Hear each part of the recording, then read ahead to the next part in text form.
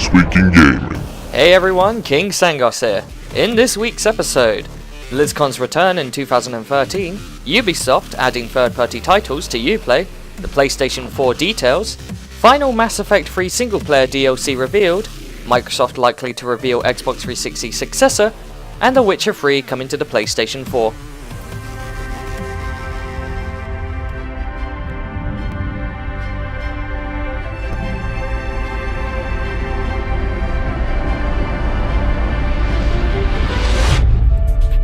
The PlayStation 4 has been revealed. Previously given the codename Orbis, Sony's new console was announced during the press conference on February 20th and was revealed to continue the tradition of the previous consoles, being the fourth console that the company have produced. New reveals that were also shown during the press conference include the new controllers of the PlayStation 4 and the introduction of a new cloud streaming system known as Gaikai. It was shown during the press conference that the design of the new controller, labelled the DualShock 4, is close to that of the prototype seen earlier last week. All the speculations about the controller's buttons and their purposes have been detailed by Sony. One notable addition of the new controller is the touchpad. This new button on the controller is said to be a capacitive panel that supports two simultaneous input points. While speculated that this new feature would display graphical images, its appearance is almost the same as the one on the back of the PS Vita, indicating that this touchpad could work in almost the same way.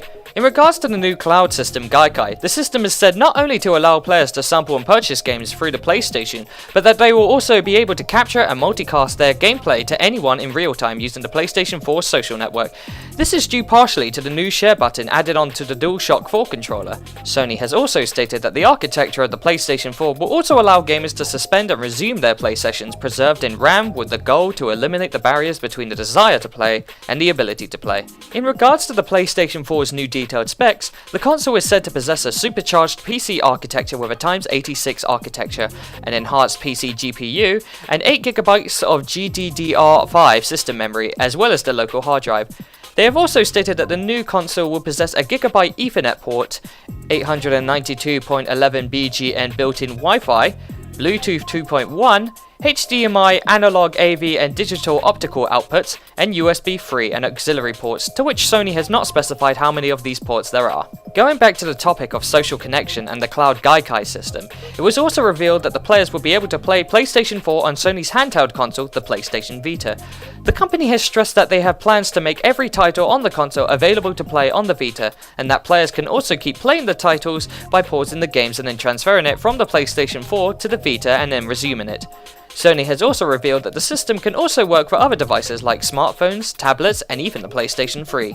The Gaikai cloud servers will also allow the PlayStation 4 to serve as an entertainment center, pushing content from services like Netflix, Amazon Video, Crackle, Hulu, Music Unlimited, and others that have yet to be announced. Now, in regards to the minimum details surrounding the console, most of its patents seen in older PlayStation devices will remain for the PlayStation 4. Like the PlayStation 3, the new console will include a Blu-ray disc drive and that the console can be played offline. Sony has also addressed the concept of used games and has stated that while they are still announcing the new console and that they will have more information on the topic later on, the company have said that they won't be making any decisions that could damage the relationship between them and their audiences. While no specific details were given, it could be assumed that for the time being, players won't be prevented from buying used games or loaning them out to their friends. Some possible issues that have popped up have been addressed by Sony. These include the fact that the DualShock 3 controllers will not work with the new console, and that the PlayStation 4 will not have backwards compatibility options, and that players cannot transfer data between the PlayStation 3 and the PlayStation 4. While these new details may cause concern for some players, they can stay reassured that the older PlayStation titles can be accessed using the system's cloud service at a later date, and that while the DualShock 3 controller will not be making its debut, the original PlayStation Move Motion controller will be part of Sony's next-gen plan. Finally, many game titles were revealed during the press conference from multiple developers, including Deep Down, Knack, Killzone Shadowfall, Infamous Second Son, The Witness, Drive Club, Diablo 3, Watch Dogs, and Destiny. While a majority of these titles are in development for the new console, games like Diablo 3 and Destiny are also said to be set for a PlayStation 3 release as well as the PlayStation 4 later this year. The new content shown throughout these games offer a glimpse at the power that the new console possesses, with many of the trailers and footage showcase being produced real-time in-game rather than as pre-rendered assets. So while no details about the console's design and pricing have been revealed, Sony's new next-generation console is said to be arriving in stores at a release during the holiday season this year. For me, the three words that would recap would be immersive, magical, simplicity, ultimate play. the game entertainment machine. It's coming soon. it's a connected world. It's the PlayStation. Ubisoft adding third-party games to Uplay. The company is expanding their distribution portal Uplay to include games from third-party developers such as EA and Warner Bros.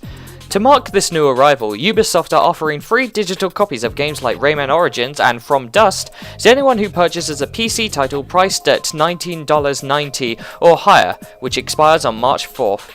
In addition to this, EA have also announced that select Ubisoft titles like Assassin's Creed 3 will be making their debut on Origin. These titles will be available to purchase on PC through the digital storefront right now and in Europe and Asia on February 22nd, 2013.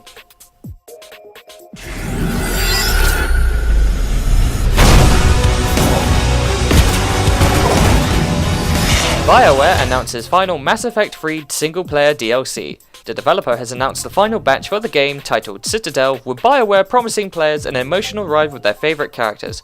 Citadel also promises to bring fan-favourite characters along for one's final sentimental journey in Commander Shepard's trilogy.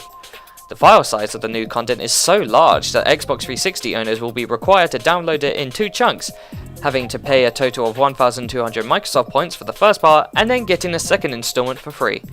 Xbox 360 owners will be required to pay and install the first part in order to play the second. PC and PS3 owners, however, will only have to download the DLC in one batch. Once the players have completed the adventure, the player can also reconnect with their favourite characters from the trilogy, play through a series of mini-games, and interact with additional story content through the additional hub area in Citadel. The pack will be sold at the price of $15 or 1,200 Microsoft points and will be released on March 5th, 2013.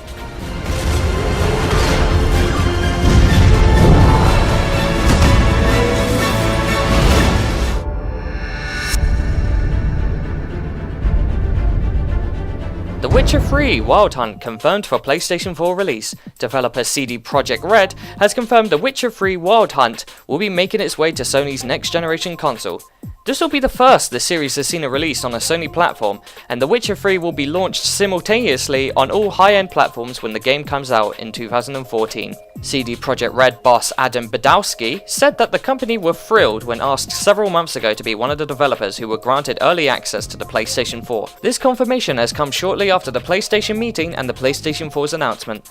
The developer has stated that the new hardware will allow their in-house Red Engine 3 to push the graphical limits on what the new console can display, meaning that the developer has been given new opportunities to the game's development.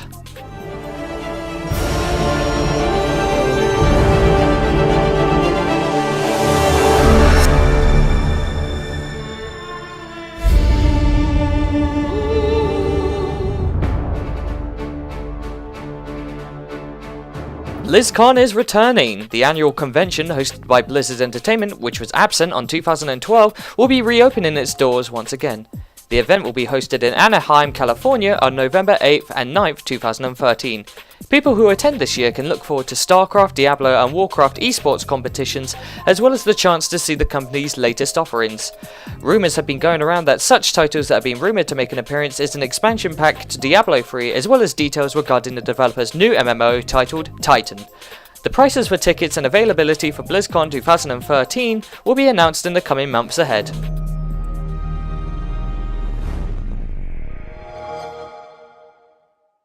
Microsoft likely to reveal details on the Xbox 360 successor. According to ComputerAndVideoGames.com, the company is said to be holding a press event sometime in April. Unspecified developers and industry professionals have informed the site that Microsoft will announce the Xbox 720 at the one-off event in April. This is later than the rumoured March event and also notably takes place after the 2013 Game Developers Conference. In addition to this revelation, users at NeoJaf have also discovered a newly created domain titled xboxevent.com and that it has been registered by EventCore. The agency has handled preparation work for some of Microsoft's work in the past, so this could mean that planning is already underway. Microsoft's new next-generation console is believed to be launched during the holiday season window, though the company has yet to comment on this or the rumoured console. That's all for today, but if you want more this week in gaming and video game related content, don't forget to subscribe to our channels.